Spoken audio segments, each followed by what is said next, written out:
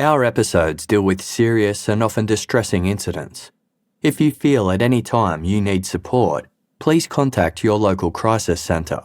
For suggested phone numbers for confidential support and for a more detailed list of content warnings, please see the show notes for this episode on your app or on our website.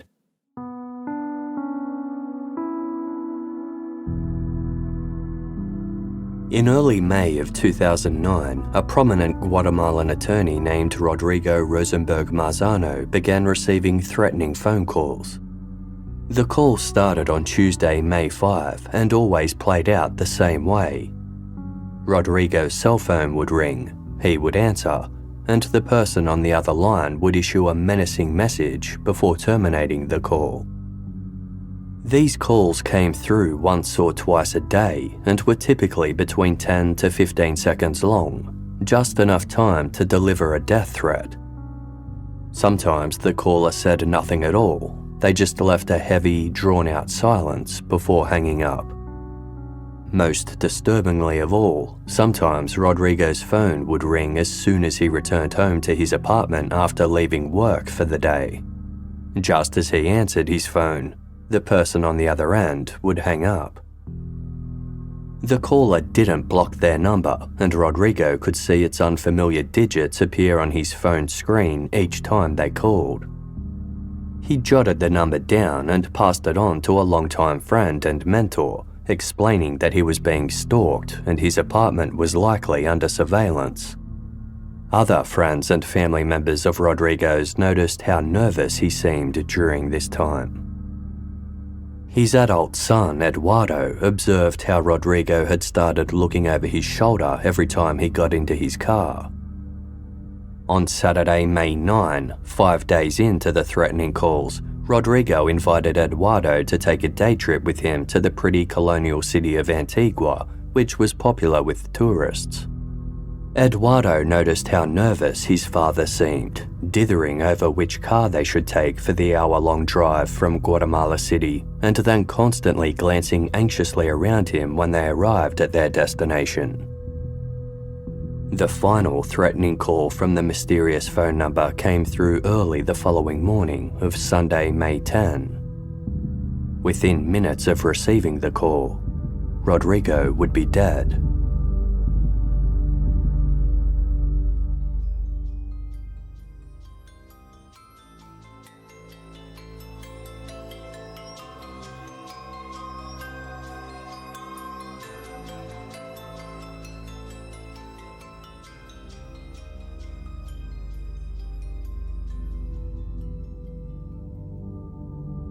The Republic of Guatemala is a Central American country located immediately south of Mexico. Rich in history and natural resources, its striking landscapes are dotted with volcanoes, rainforests, and sprawling plantations that grow coffee beans, cacao, bananas, and sugarcane. But the wealth of its land is not shared by the majority of its people. While Guatemala is relatively small in terms of size, its population is one of Central America's largest, and in 2009, roughly half of that population lived below the poverty line. Colonization and exploitation of the country's natural resources have led to generations of Guatemalans suffering violence, political turmoil, and racism. In 1954, the country's second-ever democratically elected president was overthrown in a coup d'etat orchestrated by the United States Central Intelligence Agency and a multinational corporation called the United Fruit Company. They didn't approve of the employment and agrarian reforms being made by Guatemala's then-president. The United Fruit Company's profits from bananas produced and harvested in Guatemala were being impacted by the country's softening of exploitive labor practices. Believing Guatemala's administration was too left-leaning and therefore communist in nature, the CIA installed a right-wing military dictatorship in the foreign country. This ultimately triggered a 4 decades-long civil war between the military and leftist rebel groups. More than 200,000 Guatemalans were killed during the Civil War, and more than 70,000 disappeared without a trace. At least 90% of the killings were committed by state military forces or paramilitary death squads, and every single Guatemalan was affected either directly or indirectly by the violence. The military dictatorship finally ended in 1985, with the civil war concluding a decade later and a peace accord reached between the government and the rebels in 1996. But life didn't improve for many Guatemalans. The conclusion of the war had sidelined soldiers and paramilitary units, so they transitioned from state-sanctioned violence to the illegal kind.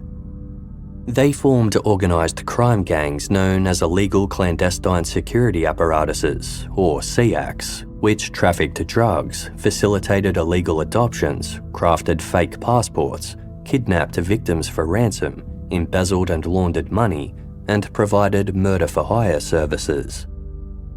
These criminal networks even infiltrated government and law enforcement agencies, leading to corruption and chaos at the highest levels.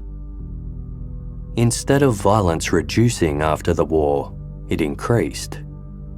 In 2009, almost 15 years after the Civil War ended, the country's homicide rate peaked, with 46 murders per 100,000 people.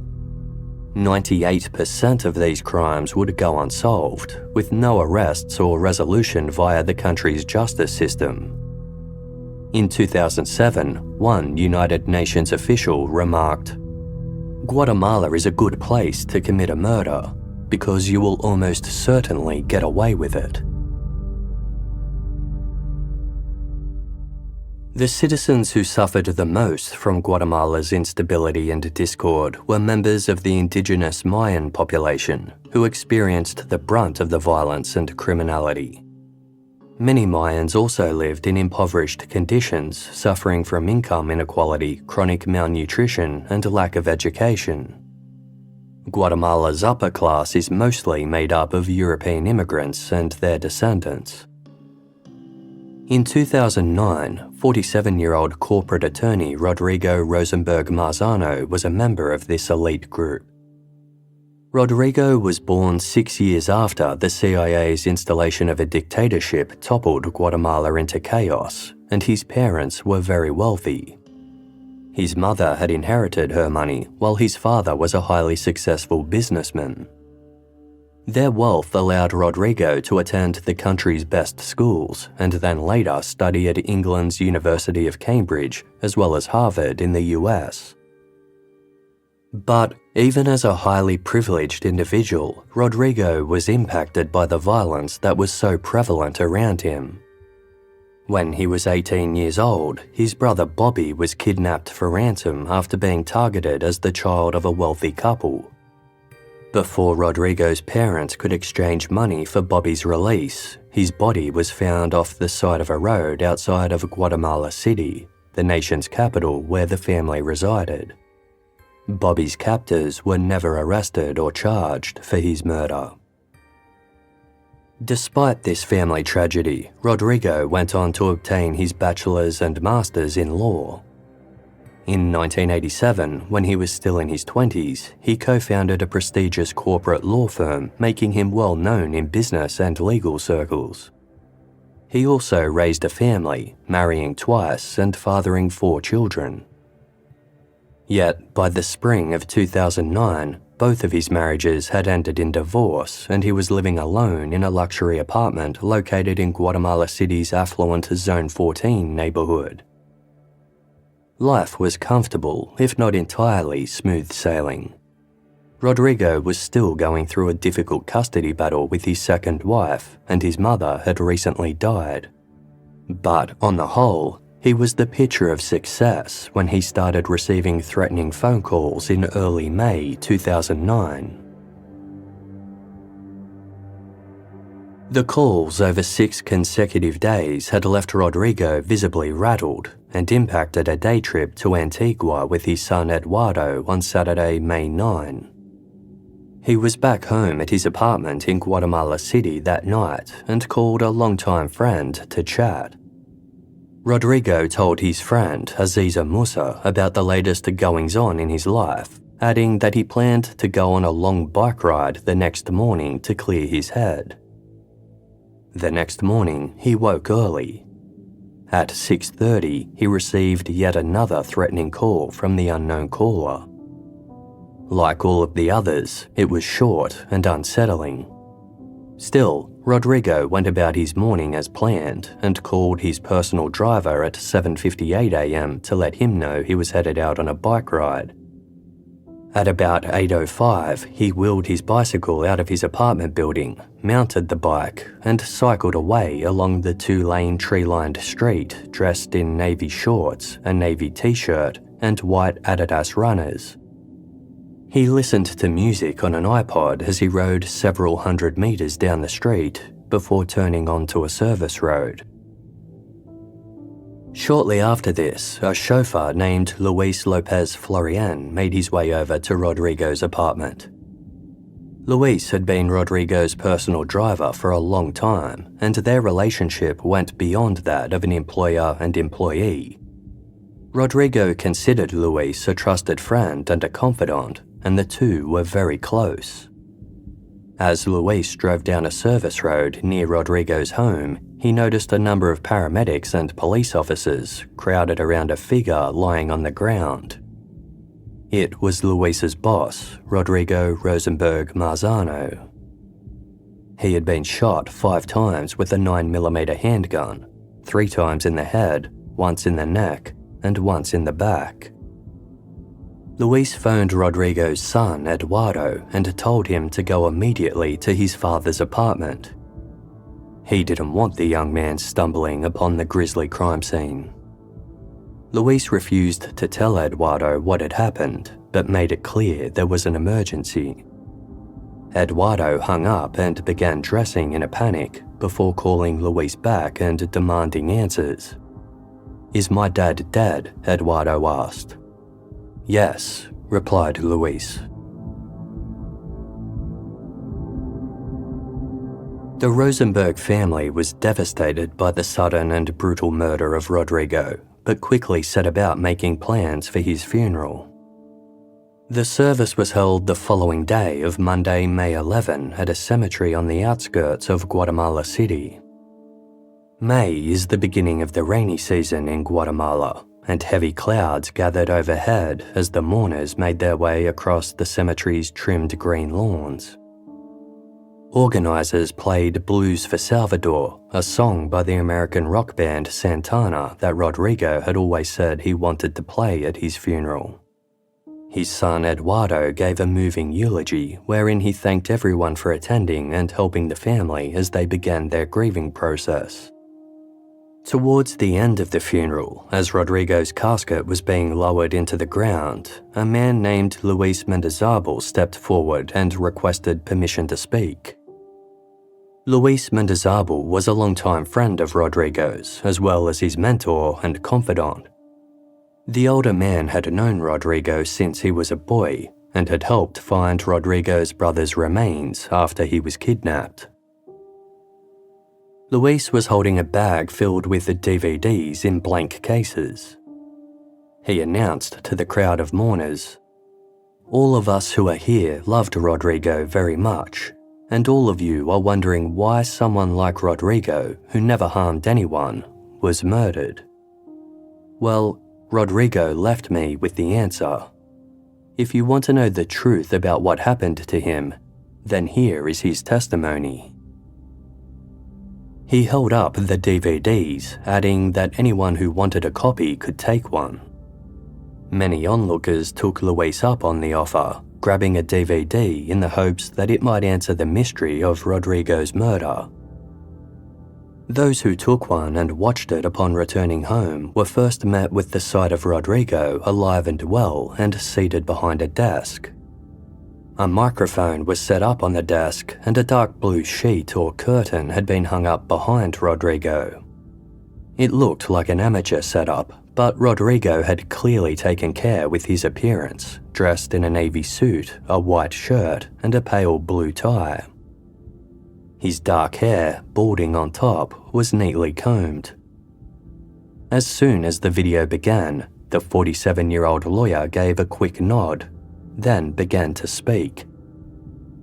"Good afternoon.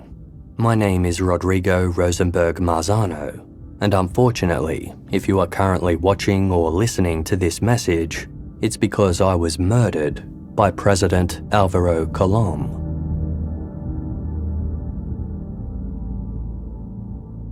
57-year-old President Alvaro Colom had been the leader of Guatemala for just over a year.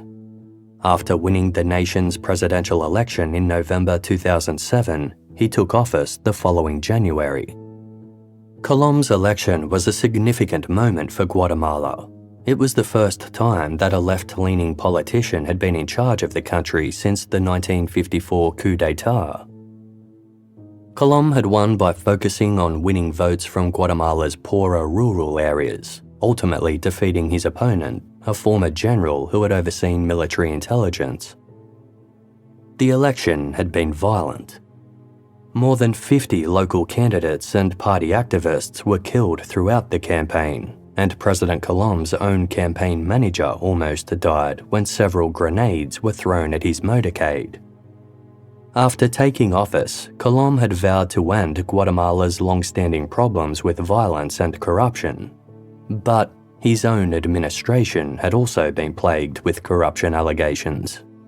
2 of his interior ministers were indicted on corruption charges, while a third was killed in a mysterious helicopter accident. Colom's wife, Sandra, Guatemala's first lady and a politician in her own right, was even suspected of corruption and money laundering after she refused to allow the auditing of social programs she oversaw. Nevertheless, Rodrigo Rosenberg Marzano's declaration that if he were to die, then the president was to blame, was shocking. As the testimony he'd recorded before his murder continued, Rodrigo explained why he had been targeted. He had knowledge of a far-reaching conspiracy that had resulted in others being killed as well, including one of his own clients. Khalil Musa had been a wealthy client of Rodrigo's and a member of Guatemala's elite. He had immigrated to Guatemala from Lebanon in 1949 when he was just 17 years old and initially worked as a labourer picking coffee beans alongside Mayan peasants. Over the years, Khalil learned Spanish, married and started a family before later opening a textile factory and becoming a coffee producer. His businesses took off, and Khalil Musa became a captain of industry who was well known and respected for his honesty and integrity. By 2008, he was in his mid-70s and in the process of handing over his business to his 2 daughters, Aziza and Marjorie. Khalil wanted to spend more time enjoying the life he'd built and bonding with his young grandchildren. But an opportunity to keep contributing to Guatemala more broadly arose when Khalil was offered a position on the board of Ana Café, Guatemala's national coffee association. Khalil had spent many years working alongside the labourers who picked Guatemala's coffee beans and was eager to take on the role. The only problem was that he'd also have to serve on the board of Ban Rural, Guatemala's rural development bank. Ban Rural provided funds for the rural and micro-enterprise sector in Guatemala, and while it was a private business, 30% of its shares were owned by the government, giving them 3 seats on the board of directors. Khalil was far less enthusiastic about this part of the offer. While he was eager to serve Guatemala's coffee sector, he had little interest in Ban Rural. Khalil had discussed the matter with his lawyer, Rodrigo Rosenberg Marzano, in December of 2008 and sought his advice. Rodrigo was opposed to getting involved with Guatemalan politics and told Khalil as much. Plus, there were rumours that Ban Rural was rife with embezzlement and money laundering scandals. Nevertheless, Khalil accepted both nominations, seeing it as his duty to give back to the country that had given him so much. On Tuesday, April 14, 2009, Khalil got up early and went to his textile factory, as was his routine. Every day, he would return home to eat lunch before heading back to work. Usually, his oldest daughter, Aziza, drove him home, but on this particular day, she was in the middle of a long-distance phone call to Lebanon. She asked her sister, 42-year-old Marjorie, to drive their father instead, while she wrapped up her call. Khalil and Marjorie, who was a married mother of two and her father's favourite, headed down to Marjorie's green station wagon at 12:50 p.m. They both got in and Marjorie drove them out of the factory parking lot. They headed down a busy street that was full of traffic and dotted with street vendors. About 5 blocks from the factory, Marjorie braked at an intersection. Suddenly, a motorcycle sped up to the passenger side of the car and pulled over. Its rider hopped off the bike and walked straight up to the car window. Without hesitation, he pulled out a gun and fired 9 shots through the passenger window in the vehicle. Then the rider jumped back on his motorbike and sped away.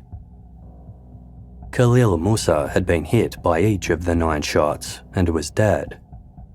One of the bullets had travelled through him and then struck Marjorie in her aorta, killing her too. When Rodrigo Rosenberg Marzano heard of the execution-style slayings that same day, he was devastated. It was clear Khalil had been the target of the attack and Marjorie was collateral damage. Rodrigo was certain Khalil had been murdered to prevent him from joining Ban Rural's board, where he would have no doubt uncovered embezzlement and government corruption. Khalil Musa was renowned for his integrity and would not have stood for such abuses of power. Rodrigo deeply regretted not urging Khalil more strongly against accepting the nominations. Rodrigo wasn't the only high-profile Guatemalan who was outraged and distraught by the double homicide. Shortly after the Musas were murdered, business leaders held a press conference declaring that the public execution of the father and daughter was another sign of how helpless Guatemalans were. They demanded a thorough investigation of the murders by the authorities. Rodrigo had no faith in Guatemala's judicial system and told family and friends that the case would never be solved. He had no doubt that powerful forces were behind the crime. This meant that the criminal organizations that had infiltrated Guatemala's government would block any attempted investigation and destroy evidence. Determined that the case wouldn't go unresolved like the majority of Guatemalan murders, Rodrigo decided to launch an investigation of his own.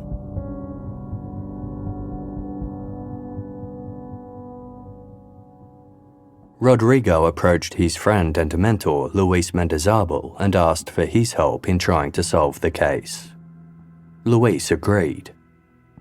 He was well placed to assist Rodrigo, as Luis also happened to have been Guatemala's most infamous spy.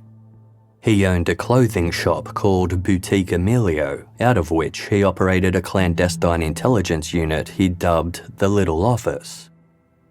Luis would later tell people he worked to solve kidnappings and murders that the officials failed to investigate, just as he'd helped find Rodrigo's murdered brother decades earlier.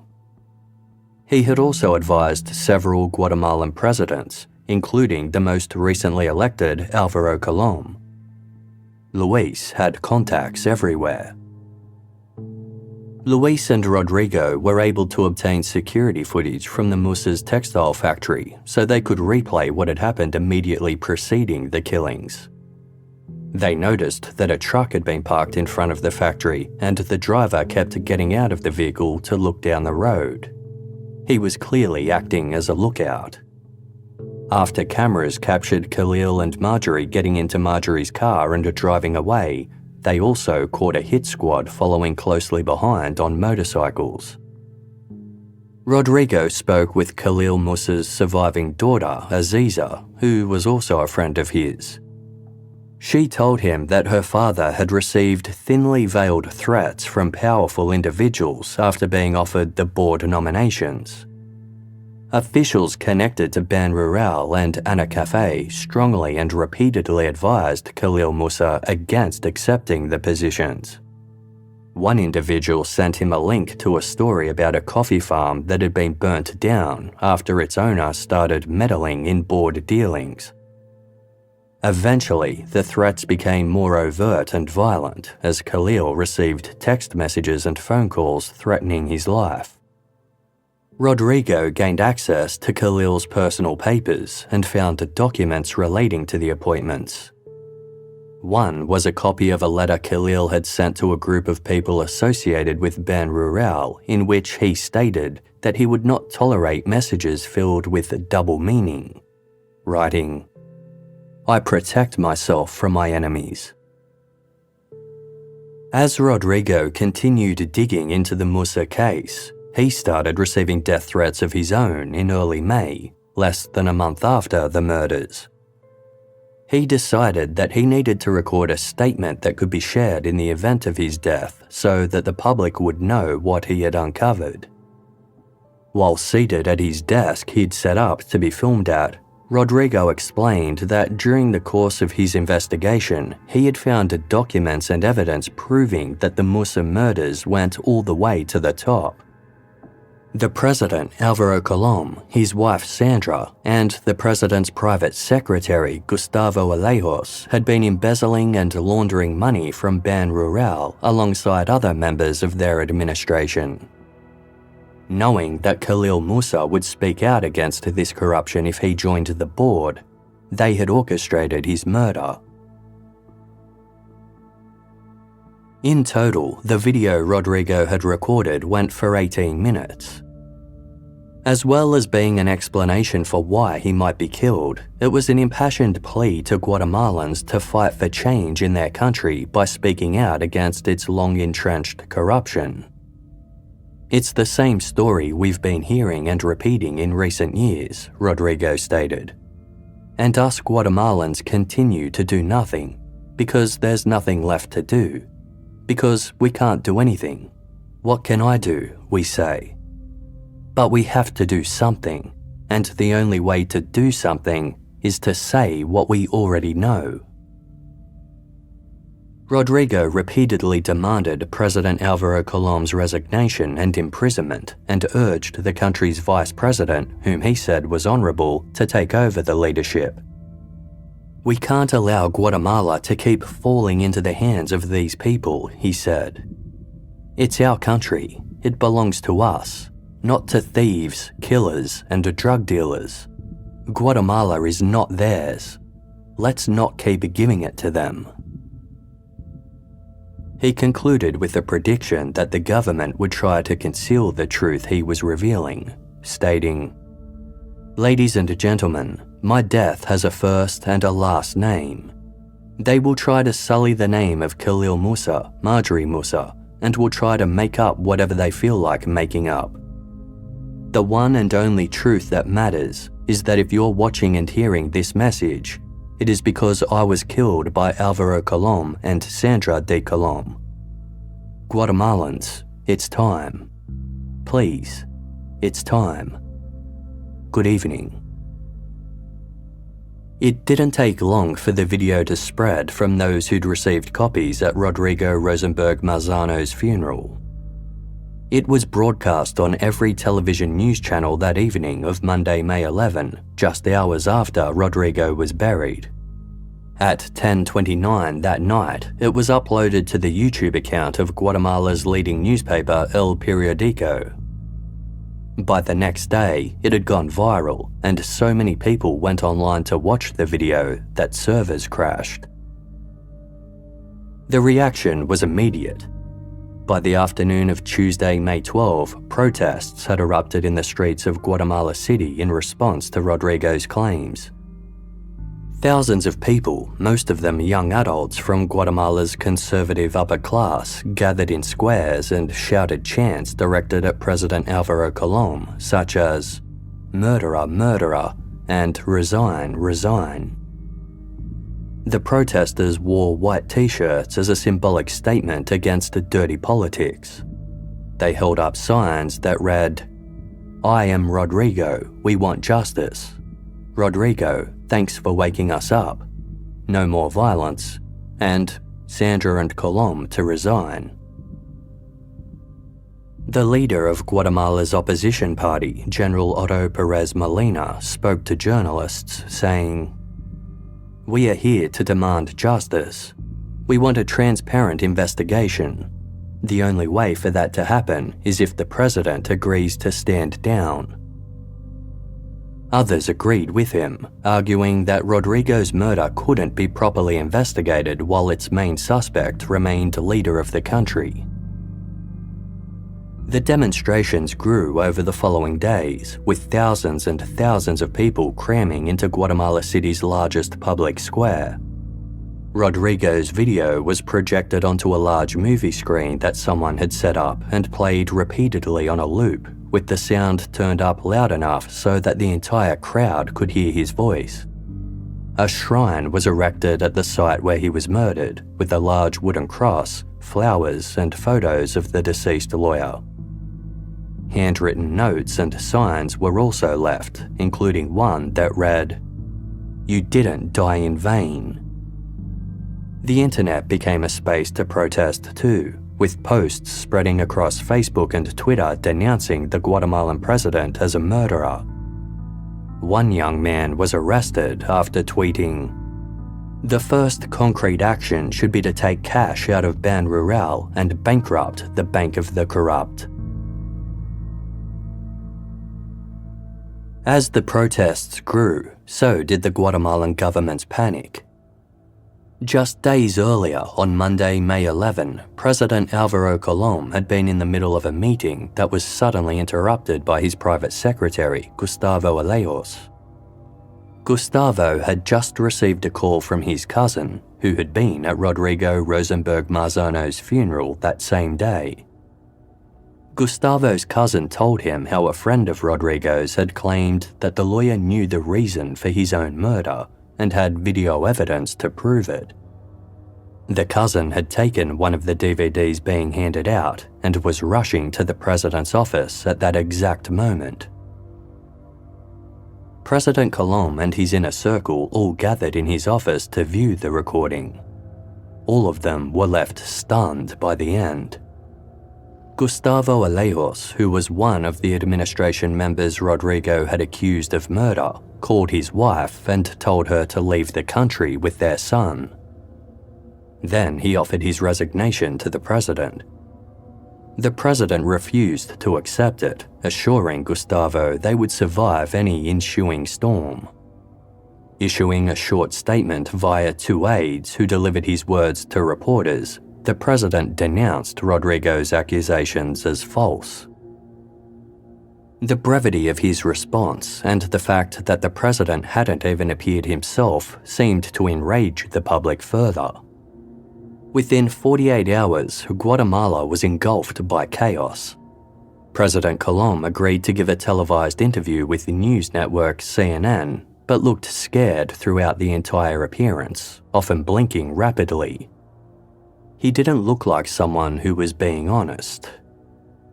The editor of the newspaper El Periodico wrote in response, "I can't help but express the repugnance I felt during the declarations of President Álvaro Colom. The only thing missing now is for the president and his henchmen to say that it was Rodrigo himself who immolated himself, kamikaze style, in order to discredit the government, and that he himself paid the assassins to murder him." Nobody trusted Guatemalan authorities to investigate the very crime they were accused of committing. The US ambassador to Guatemala urged President Colom to hand over the investigation to the International Commission Against Impunity in Guatemala, or CICIG, a UN-backed organization created just 3 years earlier. CICIG was formed as a way to fight Guatemala's rampant corruption and systemic violence problem. Its members were judges, prosecutors, and law enforcement officers from all over the world who investigated high-profile crimes. They worked within Guatemala's legal system to prosecute members of organized crime and remove their presence from the government. On Tuesday, May 12, just 2 days after Rodrigo's murder, the case was referred to CICIG. They had a mammoth task on their hands, with publications such as The New Yorker and The Economist declaring that the fate of Guatemala's democracy depended entirely on Rodrigo Rosenberg Marzano's true murderers being identified and brought to justice. CICIG was led by 51-year-old Carlos Castrosana, a Spanish former prosecutor and judge who would be responsible for the investigation. Carlos had moved to Guatemala to head up CICIG and had barely seen the country since arriving. Due to the nature of his work, his life was often at risk, and he had a team of internationally recruited bodyguards who accompanied him everywhere. Carlos resided in a room above his office in CICIG's compound, and whenever he left, he had to travel in armor-plated vehicles. Carlos took his job seriously and was aware of its risks. Every morning and evening, his office was checked for covert surveillance equipment, just in case there was a mole inside CICIG leaking information. He would only discuss sensitive matters while a white noise machine was operating to muffle any audio if he was being secretly recorded.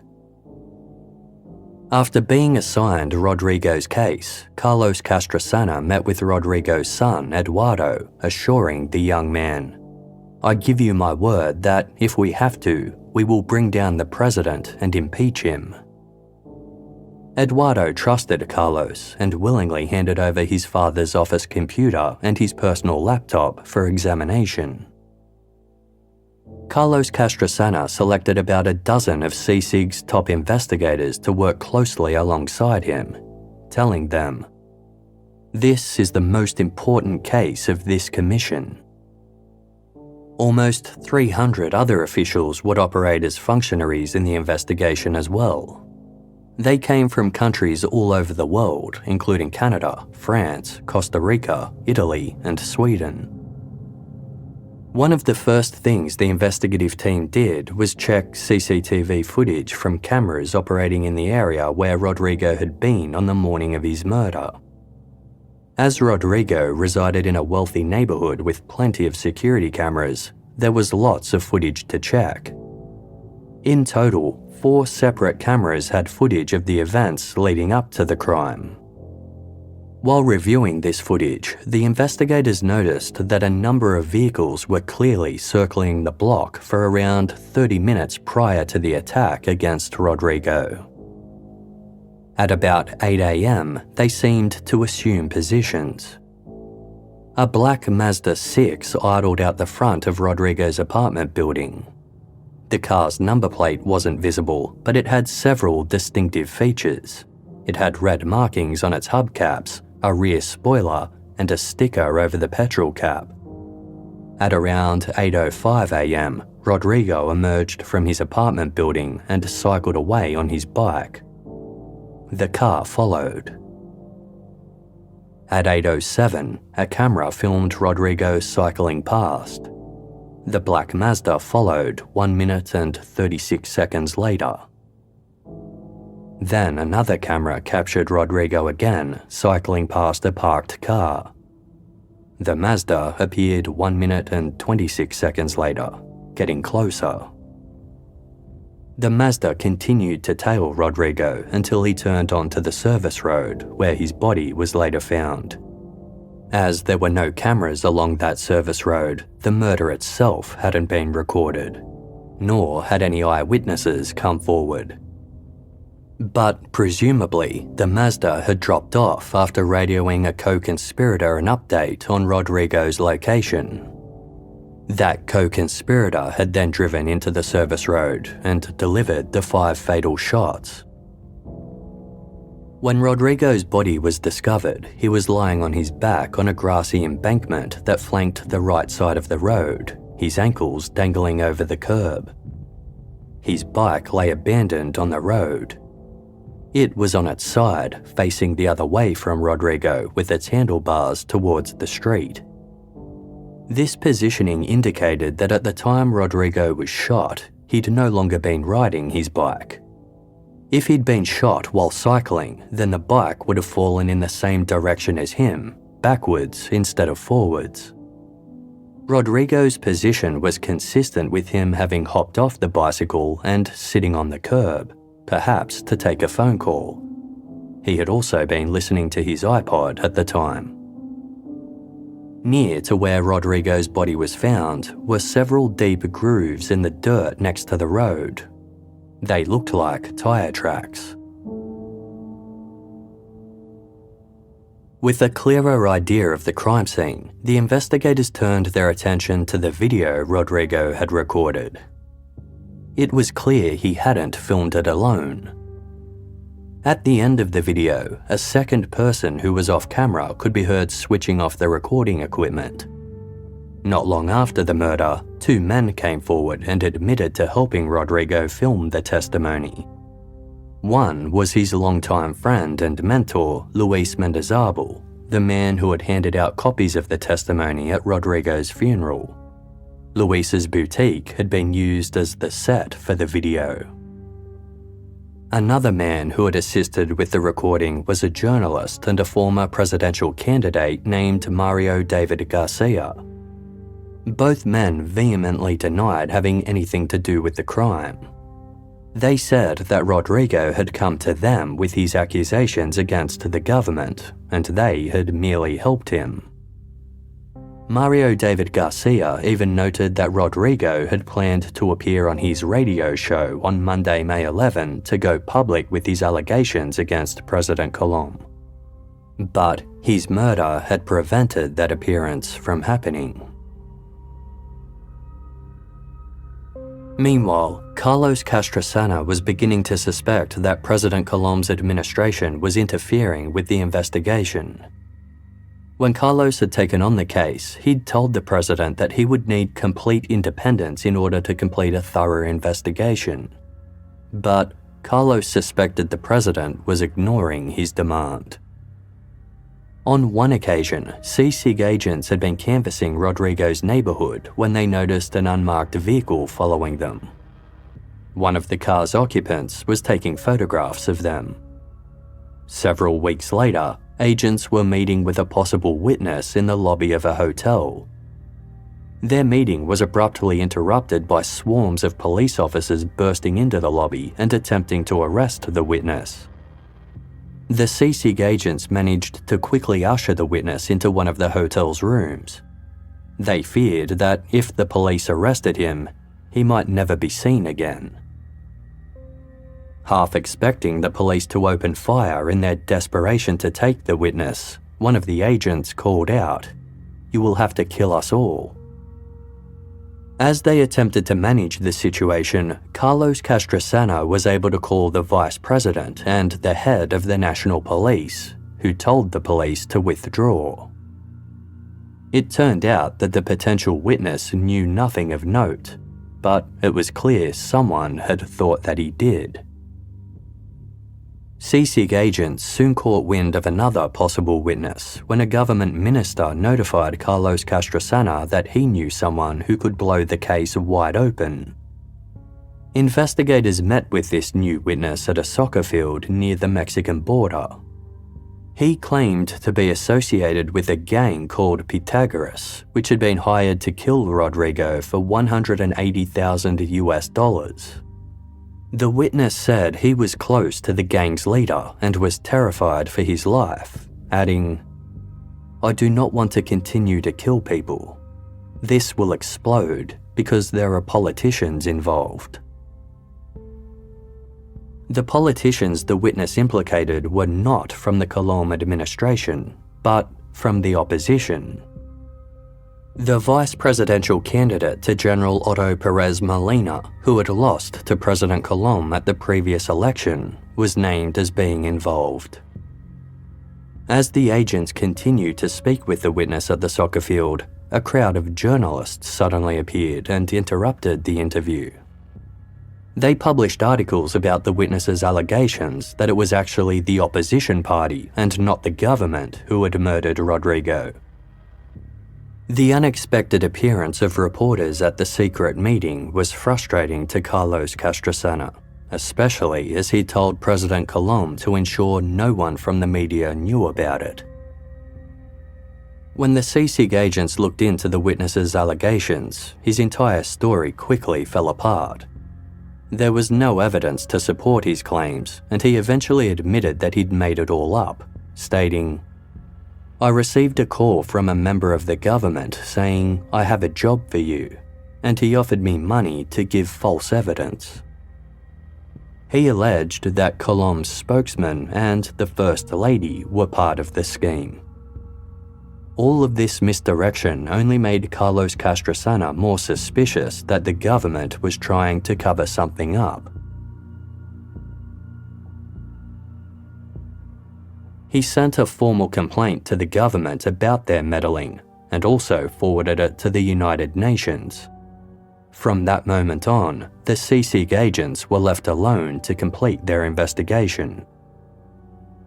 They turned their attention to the black Mazda 6 that had been captured on security cameras trailing Rodrigo Rosenberg Marzano on the morning of his murder.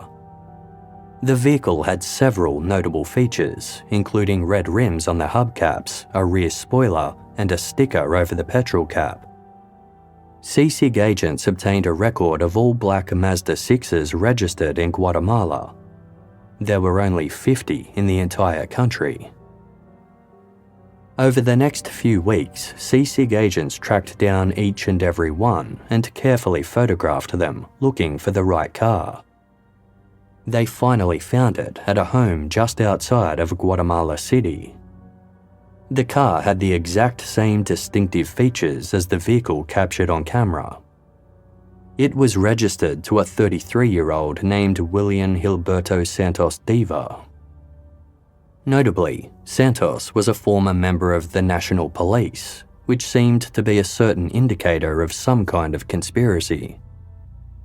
CSIG agents gained access to Santos's mobile phone records and found that on the morning of Rodrigo's murder, Santos's phone had been making and receiving numerous calls within the vicinity of the shooting.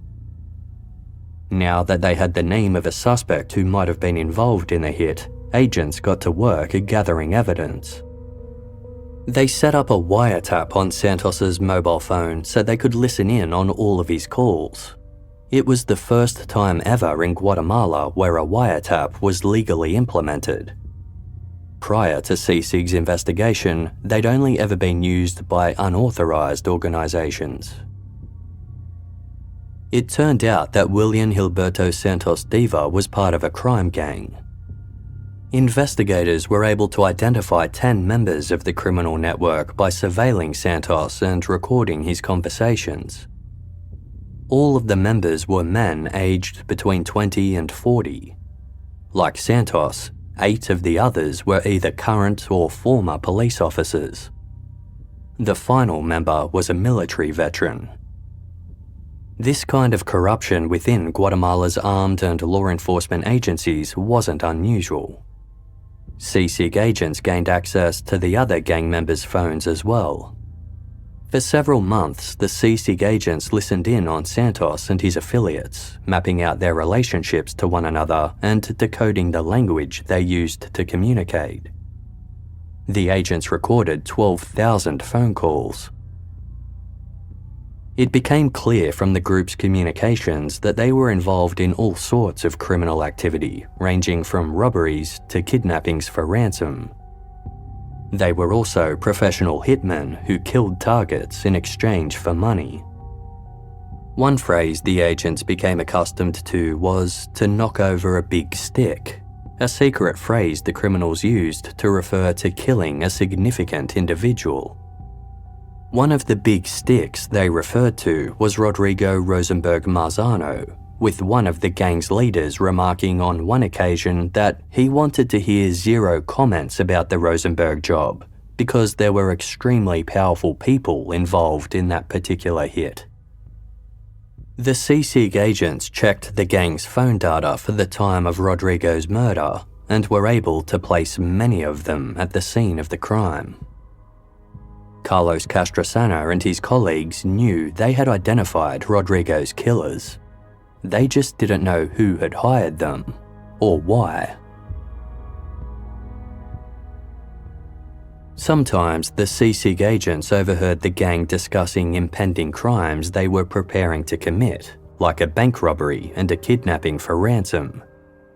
CSIG subtly intervened by alerting the intended targets. The bank the group had planned to rob increased their security. A Korean businessman the group wanted to kidnap abruptly left to Guatemala. As their crimes were foiled, the gang began to worry that there was a rat amongst them who was leaking their plans. They had a suspect in mind, the one former military officer in the group who hadn't been recruited from the same police force as the rest.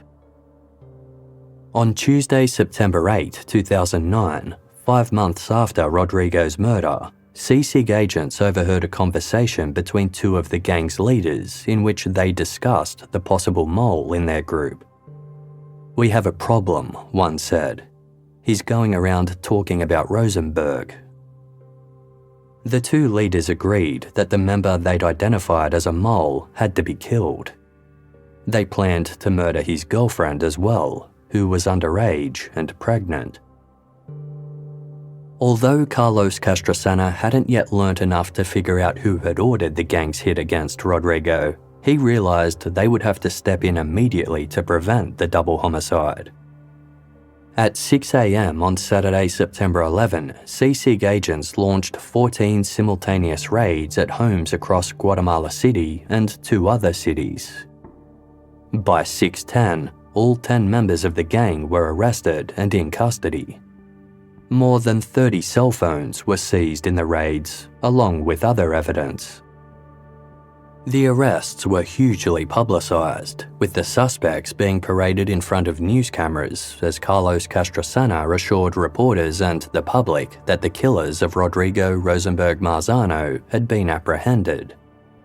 It was only a matter of time until they identified the person who'd hired them. When CSIG agents examined the phones seized in the raid, they noticed there was a phone number that had been in consistent contact with the gang members on the day of Rodrigo's murder. It belonged to a man named Jesus Manuel Cardona Medina, who went by the alias of Mamin. Medina was another crooked ex-cop involved in criminal activity. CSIG agents brought Medina in for questioning, and he eventually agreed to confess to his involvement in the murder for hire in exchange for a reduced sentence and a new identity in the country's witness protection program. 2 of the other gang members followed suit, and investigators soon had a detailed picture of the days leading up to Rodrigo's murder, as well as the crime itself.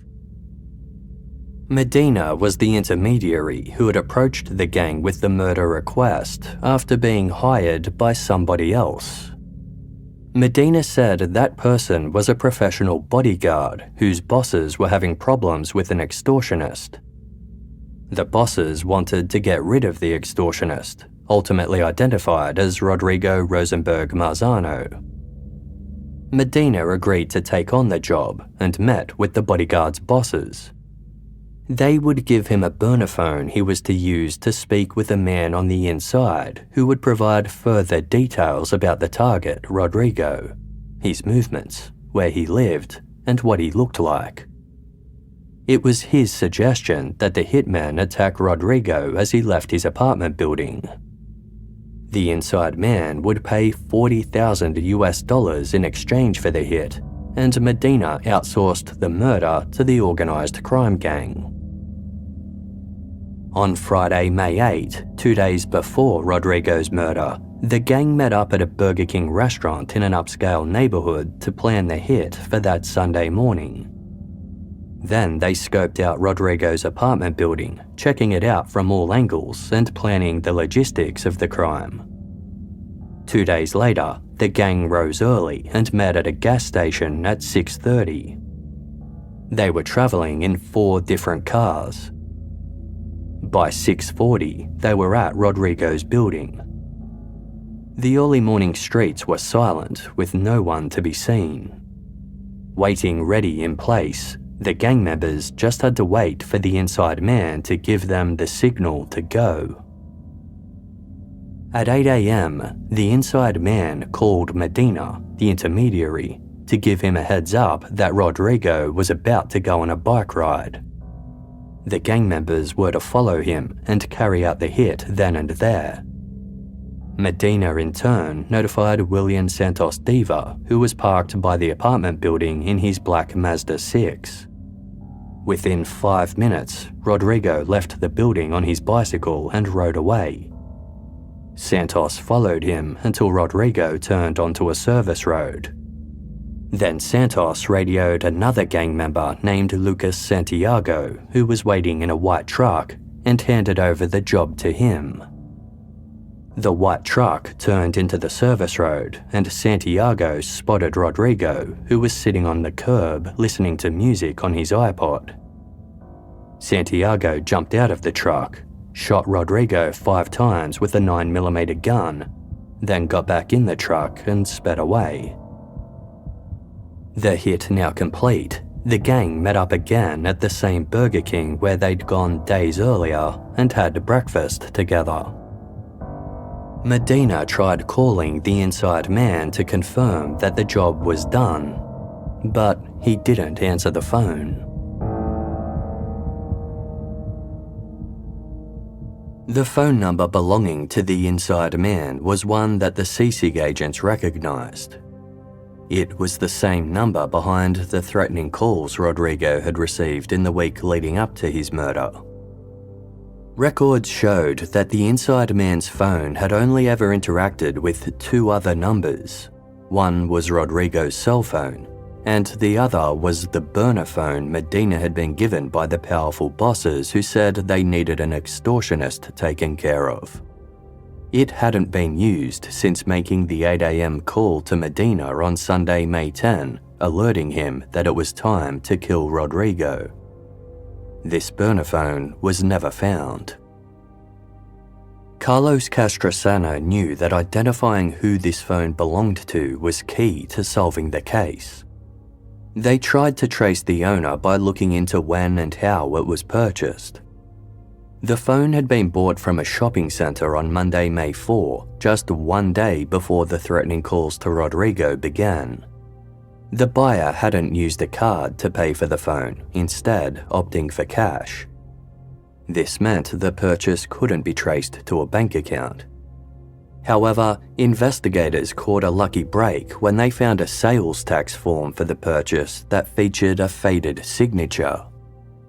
The signature belonged to Luis Lopez Florian, Rodrigo Rosenberg Marzano's personal driver.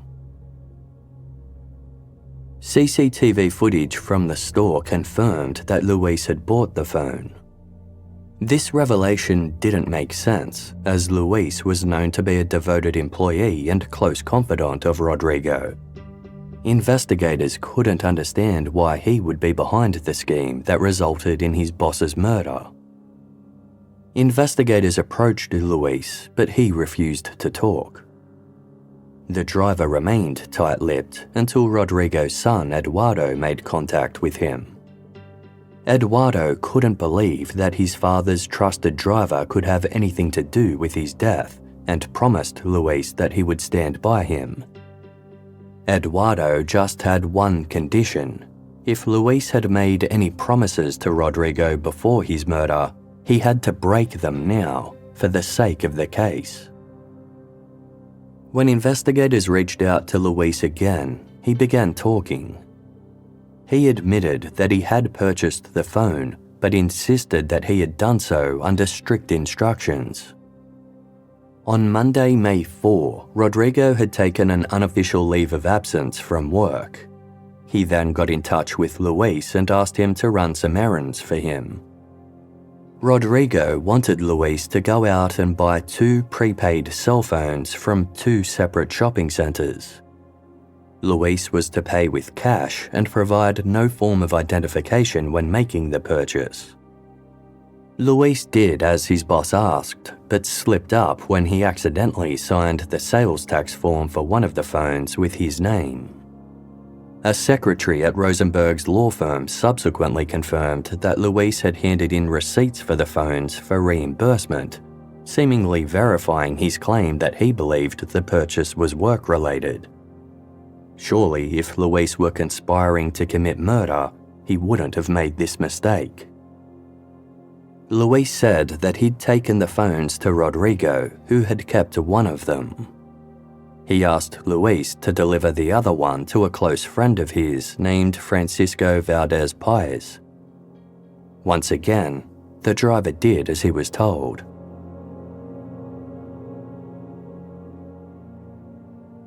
Francisco Valdez Paez had known Rodrigo since childhood.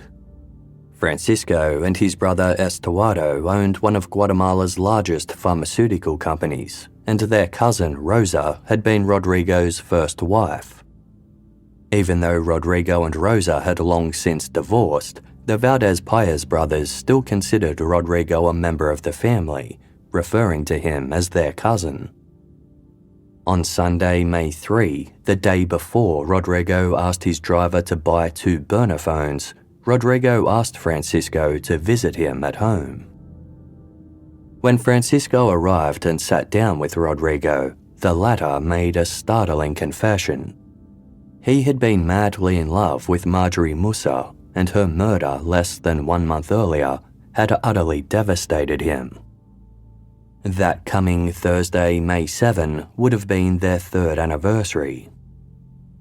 The couple had been secretly seeing each other for a long time. They'd first met while dropping their children off for school at the same bus stop near the apartment building where they both lived. Over time, a romance blossomed between them, even though Marjorie was married. Marjorie had been the one to recommend Rodrigo's legal services to her father, Khalil, and that was how Khalil had become his client. The business relationship also allowed Rodrigo to spend more time with Marjorie. Rodrigo's romance with Marjorie brought him a lot of joy. The twice-divorced father of 4 believed he had finally met his soulmate. The couple desperately wanted to be together, but the situation was difficult. Marjorie wanted to obtain a divorce before going public with another relationship. However, her father was very traditional, and there were rumours that he'd disinherited his eldest daughter, Aziza, following her own divorce. For years, Rodrigo and Marjorie had to remain content with seeing one another in secret. They sent one another adoring messages, with Rodrigo calling Marjorie Marjorie D. Rosenberg and My Tinkerbell. Every Tuesday, they shared a romantic lunch together at Rodrigo's apartment. He had his driver Luis fill the apartment with red roses prior to each date. When Marjorie hadn't arrived for their long-standing lunch plans on Tuesday, April 14, Rodrigo had known something was wrong. When he heard that 2 people were killed in a shooting nearby, he had screamed desperately at a friend over the phone. "They killed her. They killed her." Friends and family had witnessed Rodrigo's intense grief over the ensuing days. He had cried for 2 hours straight after the murders were confirmed. His son Eduardo described Rodrigo as completely destroyed. The reaction had seemed disproportionate until Rodrigo confided in Eduardo and several others about his true relationship with Marjorie.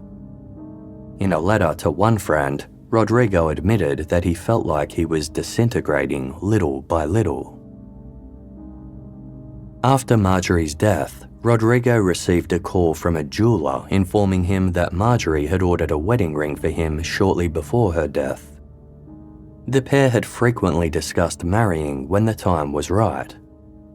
Rodrigo wore the ring daily after that, telling a friend, "This is the message she sent me." He can be seen wearing it in the 18-minute video testimony to be released in the event of his murder, despite being unmarried at the time.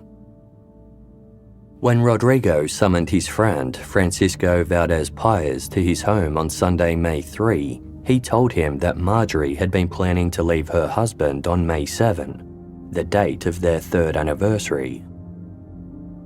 According to Francisco, during that same conversation, Rodrigo had said he was very scared that his life was in danger.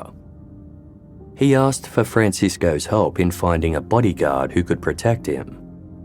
Rodrigo said he would send Francisco a phone to pass along to the potential bodyguard.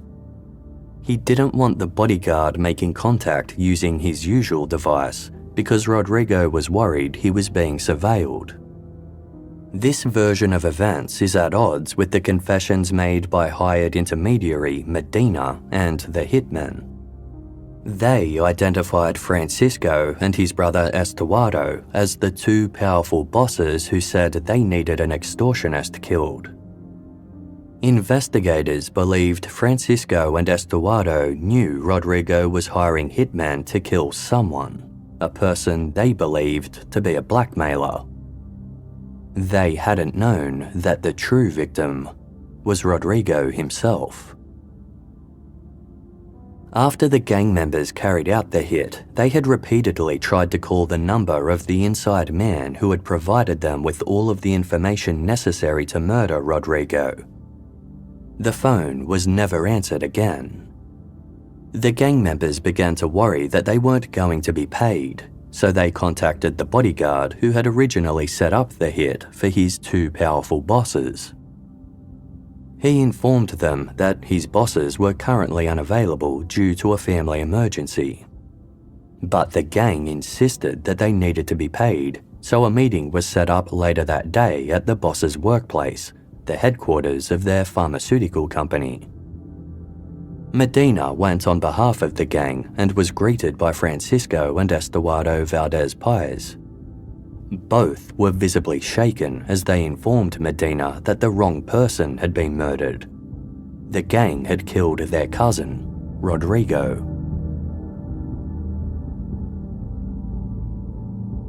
The CSIG's complex investigation had led them to a shocking revelation. The person who had orchestrated the hit against Rodrigo Rosenberg Marzano was none other than Rodrigo himself. Although this seemed too bizarre to be believable, it also led to some elements of the crime finally making sense. If Rodrigo had been fearing for his life, then why would he have gone out for a bike ride on a Sunday morning in a dangerous city, making himself a vulnerable target? This ride had not been part of Rodrigo's typical schedule. In fact, his bicycle had actually been damaged for some time and was in need of repair up until right before the murder. Rodrigo had asked his driver, Luis, to make sure it was fixed by that Sunday morning. The only way the hitman could have known about Rodrigo's bike ride that day was if someone in Rodrigo's inner circle had tipped them off. And the only people who had known when he was departing were Rodrigo himself and his driver. Moreover, Rodrigo had been shot after getting off his bike and sitting for several minutes on the curb. Phone records revealed he hadn't received or made any calls at this time. It was as though he'd just been sitting there, waiting. Phone data also revealed that the supposed threatening calls he'd received from the same phone he'd had his driver buy were made from inside his own apartment. CSIG agents discovered that just before his death, Rodrigo had issued a check for $40,000 and asked his secretary to deliver it to the Valdez-Paez brothers. This was the same amount of money promised to the criminal gang in exchange for the hit. The Valdez-Paez brothers had been unwitting pawns in Rodrigo's scheme. Rodrigo had lied to them to obtain their help in finding hitmen for hire. He had also lied to numerous friends and family members in the week leading up to his death, repeatedly talking about his fear that he would be killed and how he was being stalked by sinister forces. 6 days before his murder, Rodrigo told his friend Luis Mendizábal that the president's secretary had overtly threatened him, demanding that he stop blaming President Colom for the murder of the Musas, or the same thing would happen to him. Rodrigo claimed that he'd replied, "Neither you or anyone else are going to shut me up. You are a bunch of shitty murderers." Rodrigo had then enlisted Luis's help in recording a final testimony to be released in the event of his murder. Rodrigo had set other plans in motion prior to his death. Just days before he was killed, he purchased 2 burial plots, one for himself and an adjoining one where he hoped Marjorie would be moved to. He handed over his law firm to his son, Eduardo. He gave away several family heirlooms, and he bought a beach house as a gift for his family, situated on Guatemala's Pacific coast. All of these actions suggested he was preparing to die, rather than taking actions to prevent it. If Rodrigo's driver hadn't mistakenly signed his name on the sales tax form for one of the burner phones, then Rodrigo's scheme might have never been discovered. Carlos Castrosana and the other CSIG agents believed Rodrigo had been motivated by multiple factors. For starters, he had been in a highly distraught state following numerous stressful events in his life. He was estranged from some of his children who were living in Mexico and undergoing a bitter custody battle with their mother. His own mother had recently died. And finally, he had been plunged into extreme despair and feelings of guilt by the violent murder of his girlfriend, Marjorie Musa. To some extent, he blamed himself for her death due to not having advised Khalil Musa more strongly against becoming involved in the Ban Rural Bank. Rodrigo seemingly lost the desire to live and also wanted revenge against the Colom government, whom he blamed for Marjorie's murder. Rodrigo was convinced the Coloms had killed Marjorie and Khalil Musa, thanks to intelligence he'd mostly received from his friend, Luis Mendizábal. But Luis had told Rodrigo that he didn't stand a chance against the nation's president and his administration. Rodrigo agreed, realizing he didn't have strong enough evidence to take to court, especially in a country where 98% of murders went unsolved.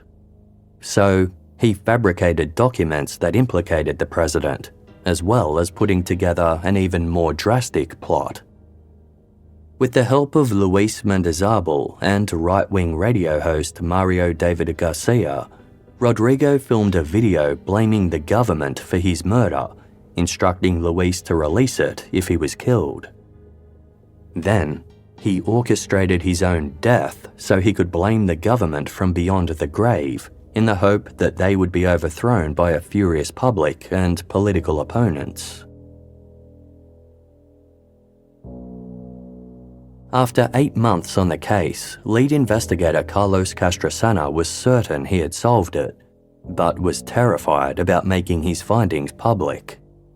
Rodrigo's murder had stirred up so much anger and passion amongst the Guatemalan people, many of whom believed their government had engaged in multiple conspiracies. The revelation that Rodrigo himself had been behind the entire thing might seem unbelievable and could lead to further unrest. On Monday, January 11, 2010, Castrosana met with Rodrigo's son, Eduardo, and shared his findings. Eduardo would later say he was initially infuriated by what he was told. It seemed so convenient for the victim to be blamed, which left nobody really taking responsibility at all. In a feature article about the case for The New Yorker, writer David Gran said that Eduardo subsequently seemed to make peace with the findings. Quote, "He later told me that he had been forced to face a lot of dark truths. In the meeting with Castrosana, he made one request. If Castrosana believed that his father had been trying, even if mistakenly, to help his country, then he should say so at the press conference." Castrosana's press conference announcing the result of the investigation was held the following day. He and his team had reviewed more than 100,000 phone calls, 5,000 documents and databases, and conducted countless interviews. They had left no stone unturned. Speaking to the media and the Guatemalan people, Castrosana methodically laid out the evidence before declaring, "Who planned the act? We have to conclude that it was Rodrigo Rosenberg himself. Nobody else but him is responsible for his own death. He planned it all." Rosenberg felt guilty about the assassination of Marjorie Musa. He began a desperate search all over to find the Musa's killers, but he found no proof. He decided to sacrifice his life in exchange for a change in the country. There can be no other explanation. Castrosana also kept his promise to Eduardo, adding, "He was an honourable person." Those listening to the press conference were left stunned by Castrosana's words. President Álvaro Colom had not been informed of the findings prior to Castrosana's announcement.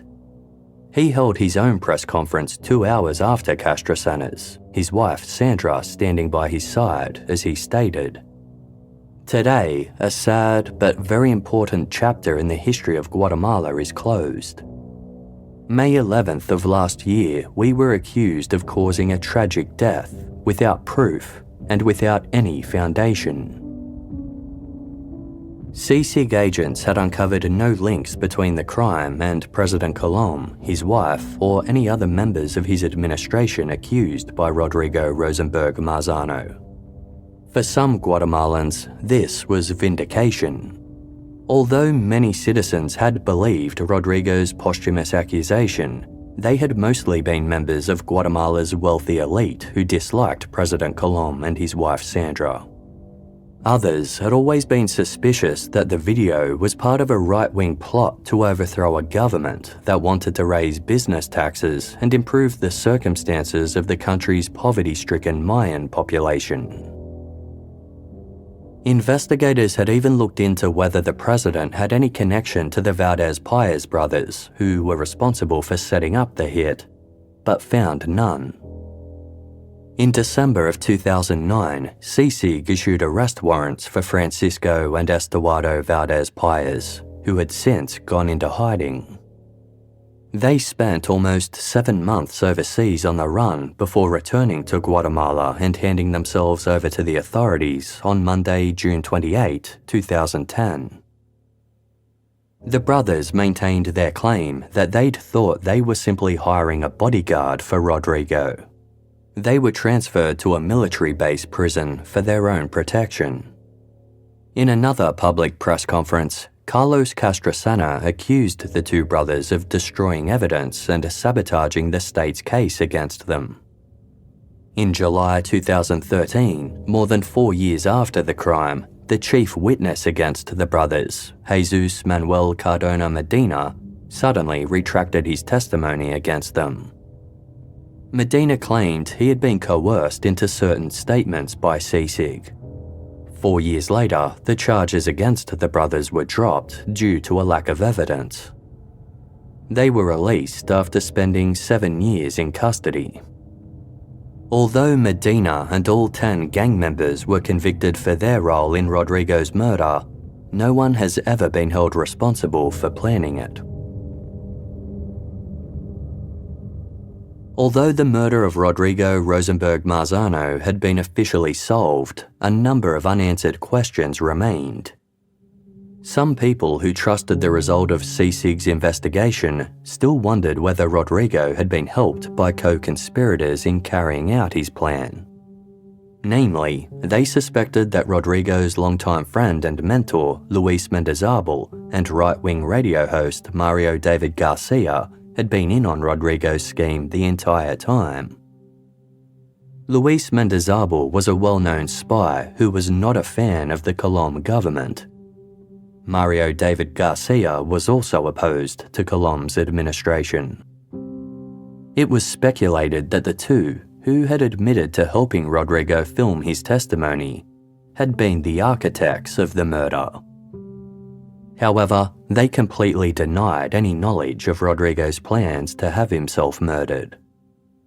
Lead investigator Carlos Castrosana told New Yorker writer David Gran that while he wasn't sure if the two men were in on the plot, he did believe they had tried to exploit the murder for their own political purposes.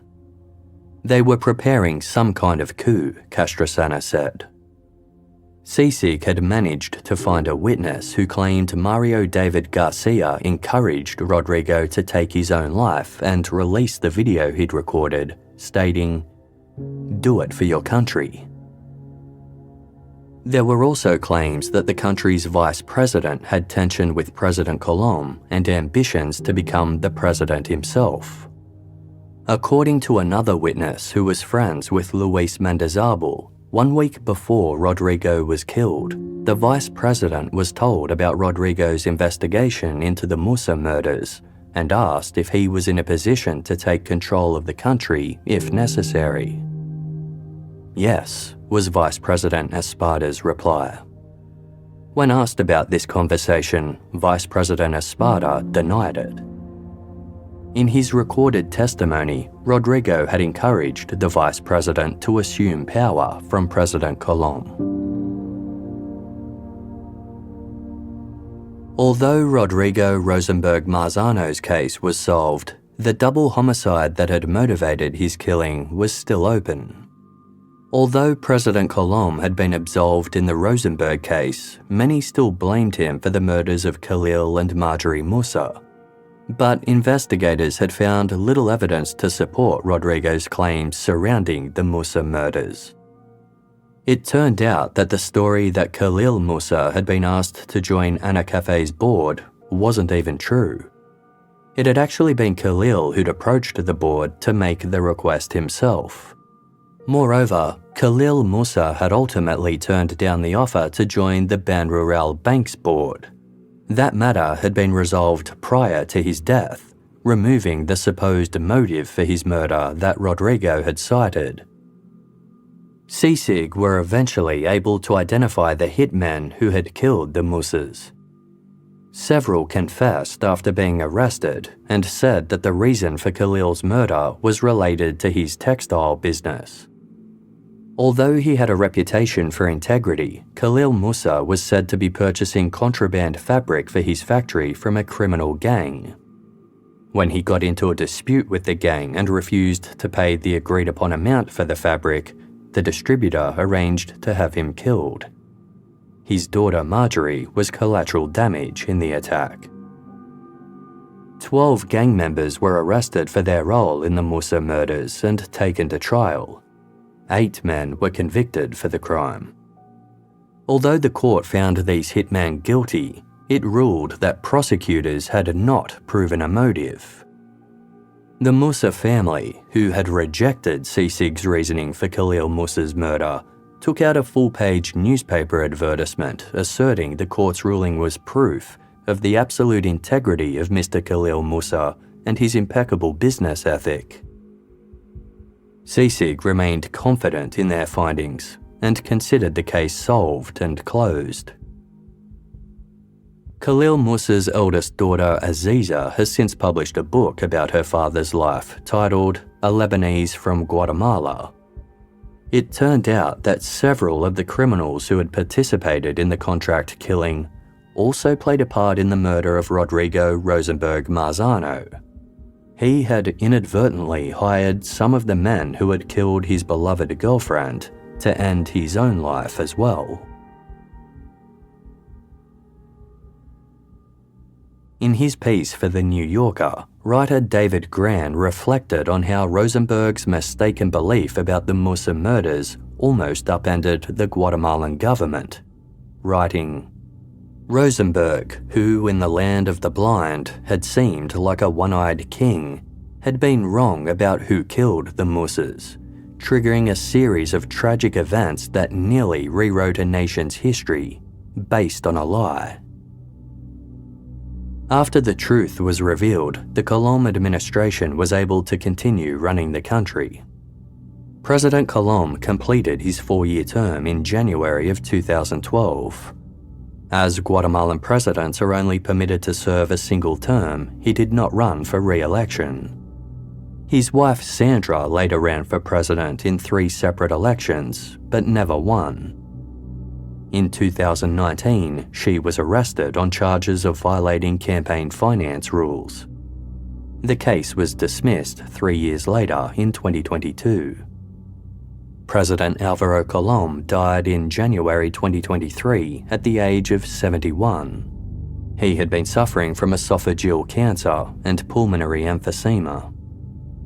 His legacy as president was significant, with a focus on expanding social programs and assistance to Guatemala's poorest citizens, who gained increased access to health services, education, and social security. President Colom also built a strong relationship with the country's Mayan peoples, making him one of the first presidents in Guatemala to do so. But his government was also tainted by corruption, which made him strongly disliked. Despite some of the accomplishments he achieved while in office, President Colom left office with a 95.83% disapproval rating. Guatemala today has much lower violent crime than it did in 2009. The homicide rate has dropped from 46 per 100,000 people to 16. The country still faces challenges with organised crime, drug trafficking, the justice system, and violence, but improvements have been made. In October 2022, writer and narrator Edgar Castillo, a first-generation Guatemalan American, launched a 10-episode podcast about the murder of Rodrigo Rosenberg Marzano. Titled The Rosenberg Case, it was executive produced by Hollywood star Oscar Isaac, another Guatemalan American. In the series, Castillo reflects on how this particular murder seemed to usher in a new era of political conspiracy theories, the likes of which are far more prevalent today than they were in 2009. Castillo credits Rodrigo's video with giving his story greater impact, and thanks to the then relatively new social media platform of YouTube, his story was able to reach millions of people who otherwise might never have seen it. Over the years, YouTube has become home to a plethora of conspiracy theory content, making such theories more accessible and seemingly credible than they might otherwise be. Quote, "YouTube isn't just about uploading and watching videos. It's also the second largest search engine in the world. So what does this mean for the creation and dissemination of conspiracy theories? The obvious answer is that it's never been easier to do both. What no one knew, what no one could have possibly anticipated, was that the story Rosenberg told was almost completely fictional, manufactured. It was as if he had put it together on a storyboard with a crack team of writers.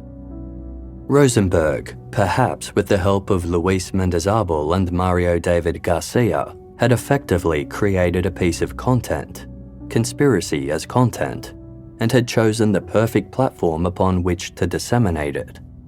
And, in my opinion, the whole Rosenberg affair inaugurated a new era of political disinformation. It served as a prototype for what a conspiracy theory could do when turned into entertainment and deployed on social media.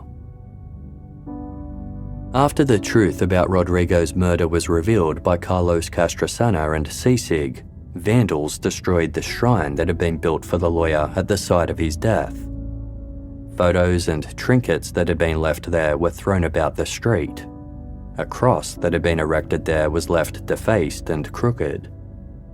But to many people, Rodrigo Rosenberg Marzano was still a hero who had died because he wanted to inspire positive change for his country.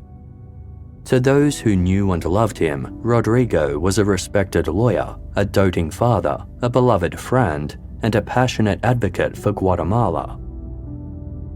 In 2011, Rodrigo's son Eduardo wrote an op-ed in which he reflected on his father's legacy, writing, "What defined my father was his life, regardless of the circumstances under which it came to an end, whatever they were. In that realization lies our peace.